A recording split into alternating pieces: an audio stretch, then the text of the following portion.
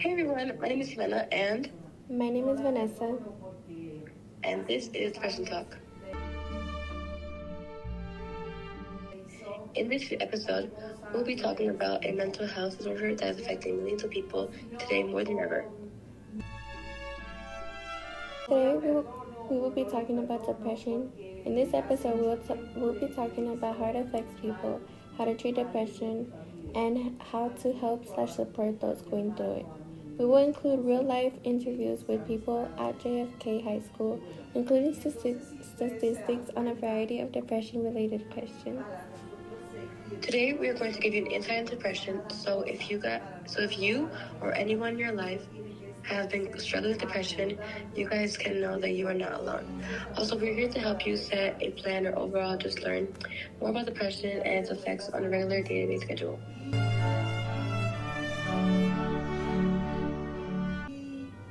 So what is depression?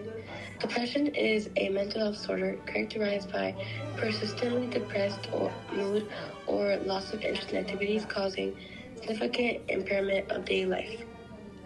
What can depression look like?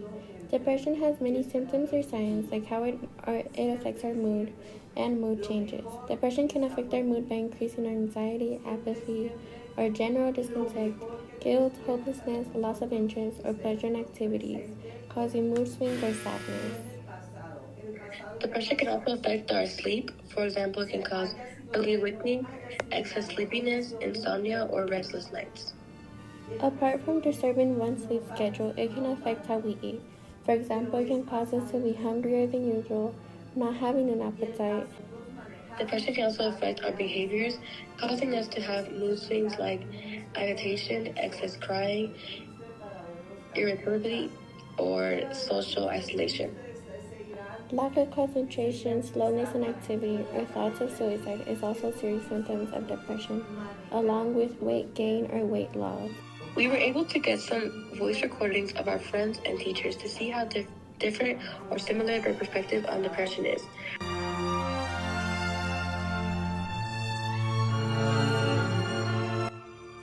How has mental health issues impacted how you perform at school or at home? They have made me a worse student. Has it impacted how you act at home or around others? Yes, it has. Do you want to talk more about it? I'm good.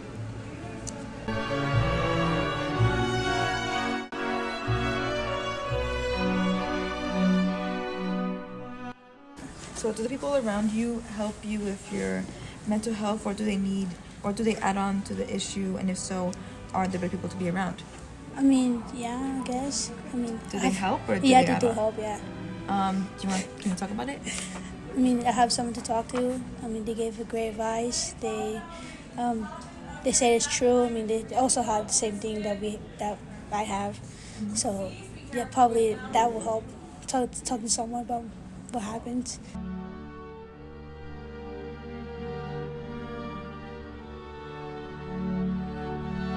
Que ahora se habla más de la salud mental y si piensas que sí, ¿cómo le ha ayudado a ser más consciente de su propia salud mental?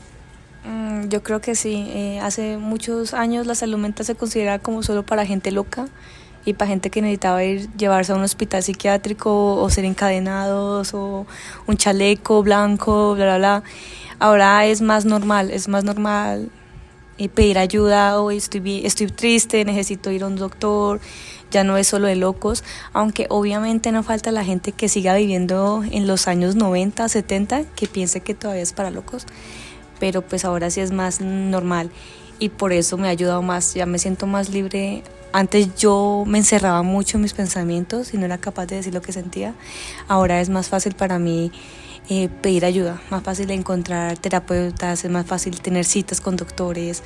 Antes no, porque antes uno le decía al papá, estoy mal, estoy triste, quiero llorar. No, eso es de bobadas, no llores, eso es de bobos, y bla, bla, bla. Pero ahora sí es más de que necesito ayuda, voy a ir a un terapeuta, sí es más normal. Sí, Angélica Montoya.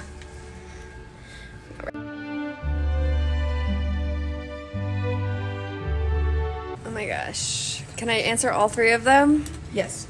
Okay, one, yes, I do think awareness and people being more transparent about the stuff that they're going through and like giving a name to it has been really good and is a positive shift in our society. And it's done a lot to make things, mental health stuff, less stigmatized. What was the second question? Has your mental health issues impacted how you perform things at school or at home? Yes. I definitely notice on days when I'm feeling super anxious, it sort of spirals. And then as a teacher, that's how you end up like yelling at your horrible fifth period class, yelling at them and then feeling bad about it. Stuff can spiral out of control. Sometimes your kids make things worse. Sometimes it's hard as a teacher. It really amplifies things. Okay, and do the people around you help you with your mental issues, or do they add on to the issue? And if so, is there people that you can be around that help and don't add on to the issue? I would say that my dogs really help with my stress, because even if you're angry, how can you be angry at your dog? They're always so excited to see you. They love you so much. And so that helps. My partner helps a lot because she's real sweet and supportive.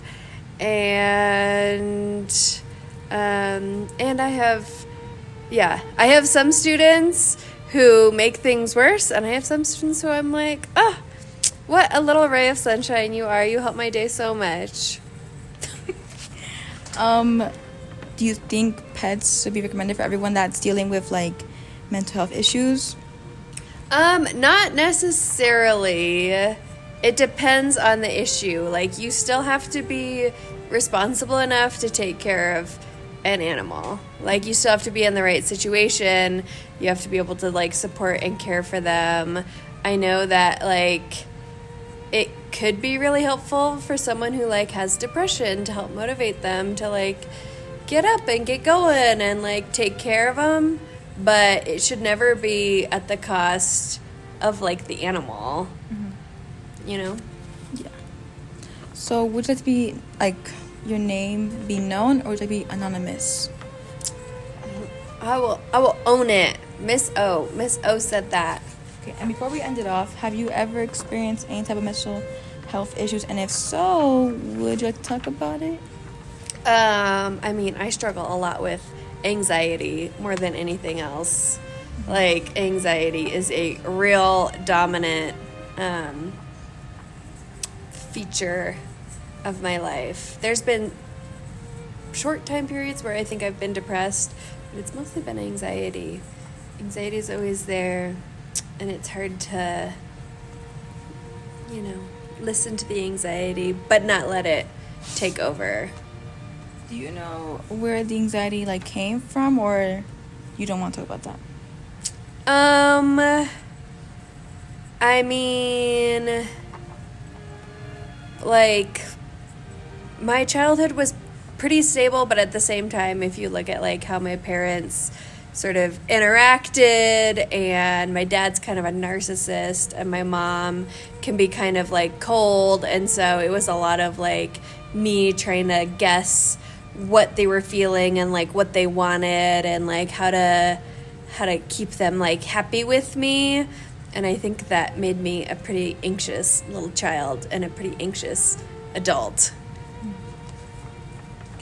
Has there been any coping skills that you've used to help you cope with anxiety? And if so, can you name them? As you guys have probably noticed, I usually have something to like fidget and mess with, which helps channel some of that energy out and away. I try to like set boundaries with work, and so like automatically when I get home, like I don't see my work email, and like texts from work people like don't show up until the next day, stuff like that, so that I can, when I go home, I can just be home and be centered and just like take care of myself, and that has helped with my anxiety. Also, my dogs are home. Well, thank you for your time. Thank you. How can you treat depression? There's many ways you can treat depression depending on the severity of your depression. There is a variety of treatments including therapy, antidepressants, hypnosis, PETs, and even electroconvulsive therapy. Thank you for listening to our podcast. We hope that everyone feels more informed on this topic.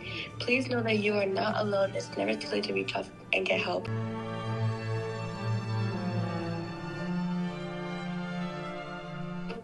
Thank you to our sponsor, Miss Sam, and I wish everyone a good day/night.